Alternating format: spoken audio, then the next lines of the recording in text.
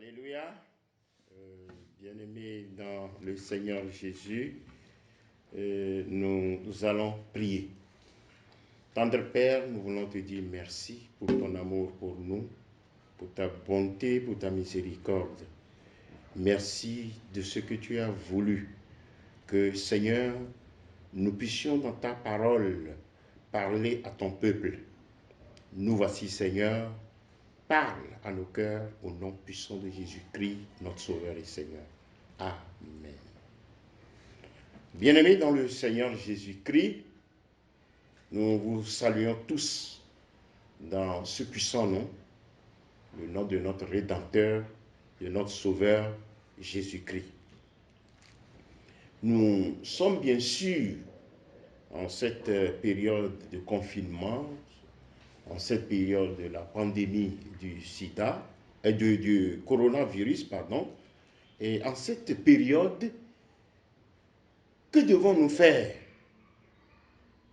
Je voudrais nous entretenir sur le fait que nous ne devons pas perdre de vue le retour de notre Seigneur Jésus-Christ. Nous sommes bien sûr en période de confinement, mais nous ne devons pas oublier qu'en cette période de confinement, Jésus revient. Et c'est pour cela que nous allons exploiter certains textes. Nous allons lire Apocalypse, le chapitre 22e, le verset 11. Ce texte nous dit que celui qui est injuste soit encore injuste. Que celui qui est souillé se souille encore. Et que celui qui pratique la justice le pratique. Et que celui qui est saint se sanctifie. Jésus dit, voici je viens bientôt et ma rétribution avec moi pour rendre à chacun selon ce qu'est son œuvre. Mes bien-aimés dans le Seigneur, j'ai remarqué personnellement qu'en cette période de confinement, il y a certains qui commencent par oublier le Seigneur Jésus. Il y a certains qui commencent par oublier que Jésus reviendra. Et il y a certains même qui commencent par se dire, ok, nous pouvons faire ce que nous voulons, puisqu'on ne se retrouve plus à l'église, on ne voit plus le pasteur, on ne voit plus les diacres, on ne voit plus les anciens, ni les diaconesses. Et c'est pour cela que je peux tout faire, je peux me permettre de tout faire. Jésus nous dit ici qu'il ne faut pas que nous oublions son second retour. Et quand je suis juste, il faut que je fasse tout et tout pour continuer dans cette injustice. De la même manière, quand je suis saint, que je fasse tout et tout pour continuer dans la sanctification. Mais au cas où je pratique l'injustice, que je continue. Si je pratique la souillure, Jésus me dit de continuer parce qu'il revient bientôt avec sa rétribution. Et ce qui me préoccupe ici, il dit pour rendre à chacun selon ce qu'est son œuvre. Jésus n'a pas dit que comme nous sommes en période de confinement, on peut faire du n'importe quoi. Même en période de confinement, Jésus est en train d'enregistrer tout ce que nous sommes en train de faire. Tout ce que le pasteur est en train de faire, tout ce que l'ancien est en train de faire, tout ce que le fidèle est en train de faire. Alors de grâce, bien-aimés dans le Seigneur, nous allons nous atteler à accomplir toujours la volonté de Dieu, à rester dans sa parole. Et l'apôtre Pierre va dire dans sa première épître, 1 Pierre 2, le verset 11, il dit, bien-aimés, je vous exhorte comme étrangers voyageurs sur la terre à vous abstenir des convoitises charnelles qui font la guerre à l'âme. Il dit, au verset 12, il dit, ayez au milieu des païens une bonne conduite, afin que, là même où il vous calomnie, comme si vous étiez des malfaiteurs, il remarque vos bonnes œuvres et glorifie Dieu au jour où il les visitera. Nous sommes des voyageurs, nous sommes des étrangers, nous avons une terre. Jésus est en train de nous préparer une place, comme il l'a si bien dit dans Jean, l'évangile selon Jean, le chapitre 14e, à partir du premier verset. Mais bien aimés dans le Seigneur, conformons-nous à la parole de Dieu. Nous sommes des étrangers. Nous allons passer. Nous allons quitter ce monde et revoir notre Père, celui-là qui est en train de nous préparer une place. Et pour cette raison, qu'est-ce que nous devons faire? Éphésiens 5, le premier verset nous dit: devenez donc les imitateurs de Dieu comme des enfants bien-aimés. Des imitateurs de Dieu. Nous devons imiter Dieu. Autrement dit, nous devons faire ce que Dieu veut que nous fassions. Même en période de confinement, nous devons faire ce que Dieu veut que nous fassions. Et Éphésiens nous dit: marchez dans la charité à l'exemple de Christ, qui nous a aimés et qui s'est livré lui-même à Dieu pour nous comme une offrande et un sacrifice de bonne odeur. Bien-aimés dans le Seigneur, que le Seigneur lui-même nous assiste afin que nous puissions nous conformer à sa parole.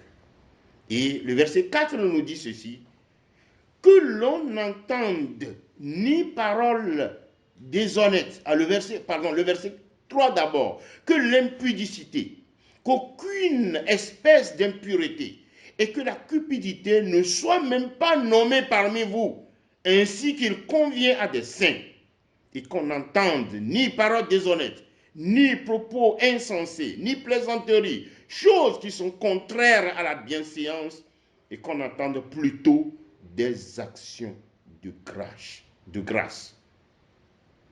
Le verset continue: car sachez-le bien, aucun impudique ou impur ou cupide, c'est-à-dire idolâtre, n'a d'héritage dans le royaume de Christ et de Dieu. Et bien aimés dans le Seigneur, au moment où nous sommes dans cette période de confinement, au moment où nous sommes dans cette période critique du coronavirus, mes bien-aimés, n'oublions pas que Jésus revient. Jésus revient. Et pour cela, il voudrait que nous nous conformions à sa parole.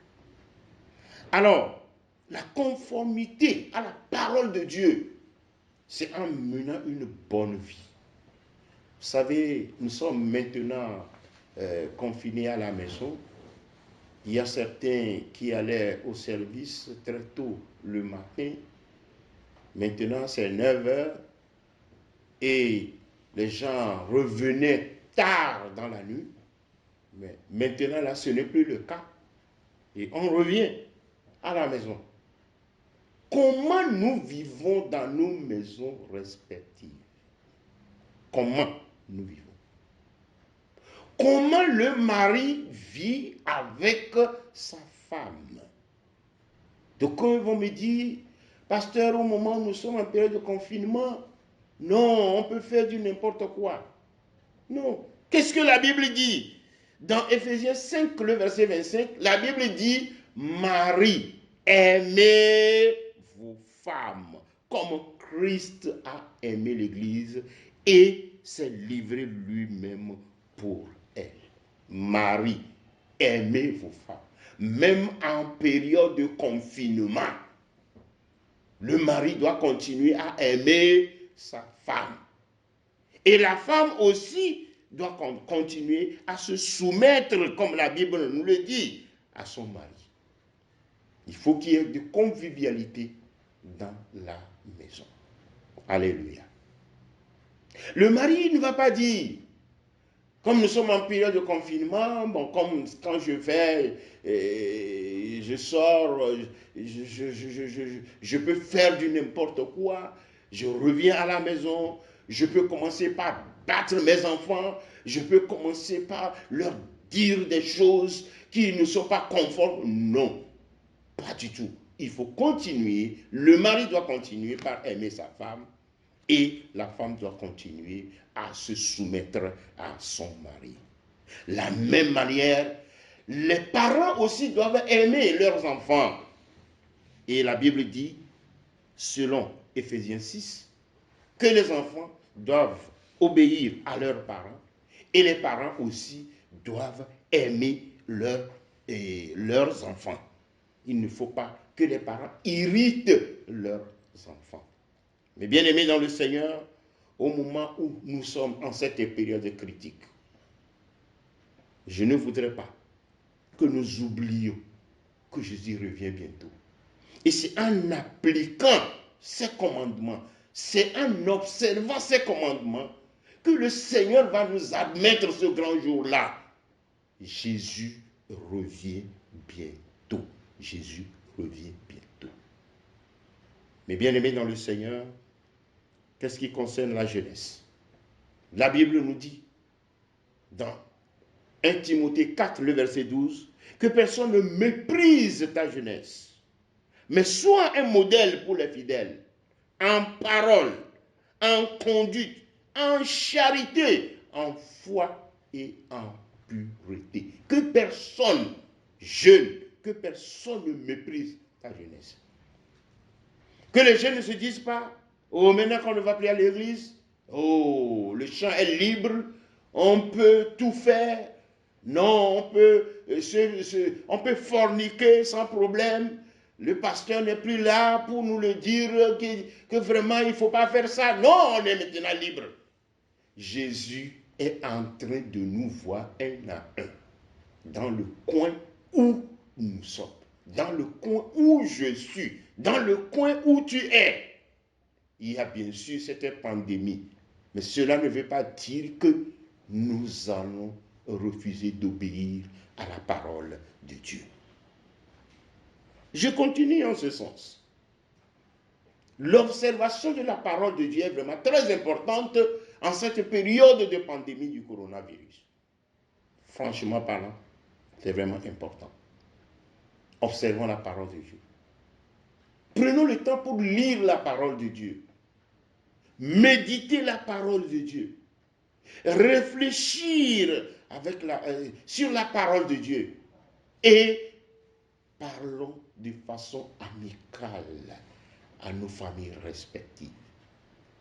Votre épouse, vos enfants, nous devons pouvoir les aimer et rester attachés à la parole de Dieu.